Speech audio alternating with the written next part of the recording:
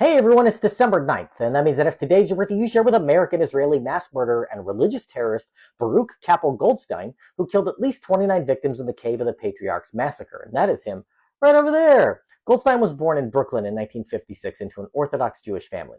He attended religious schools growing up and went to Yeshiva University before attending the Albert Einstein College of Medicine, becoming a physician. After becoming radicalized in his belief about Palestinians, he joined the Jewish Defense League, a militant organization that has since been classified as a terror group by the FBI. He believed that a declining birth rate in Israel endangered its survival, with a growing Arab population that would eventually become the majority. Goldstein moved to Israel with the intent to do what he could to remove the Arab minority from the country and served in the Israeli military as a doctor. After his military service, he remained in the reserves and worked as a doctor in an Israeli settlement near Hebron in the West Bank, but was known for refusing service to any patients who were not Jewish. In 1993, he was awarded a citation by the Israeli Defense Forces for his service to the settlers.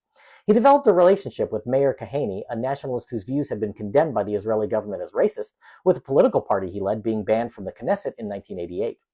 Kahane was assassinated in 1990 by an Arab militant, and Goldstein swore to get revenge. On Purim, in February of 1994, Goldstein put on his army uniform and entered the Cave of the Patriarchs, which was serving as a mosque, under Israeli military guards. He walked past the entrance carrying a rifle, and once inside opened fire, killing at least 29, though some accounts place the number as high as 52, and wounding 150 others.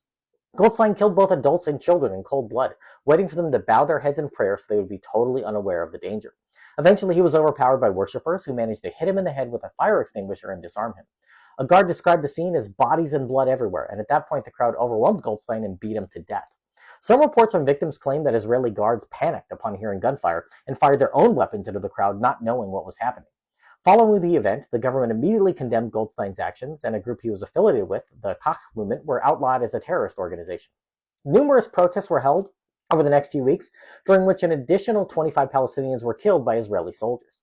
Prime Minister Rabin denounced him and said of militant settlers, "You are not part of the community of Israel, not part of the National Democratic camp, and many of the people despise you."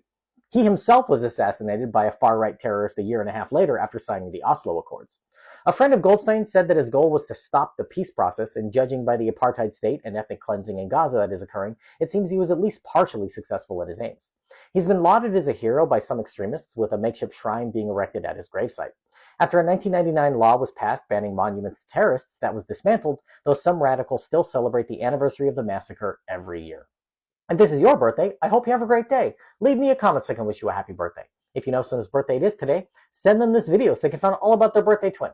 And to Baruch Kappel Goldstein, I say, happy birthday, you bastard.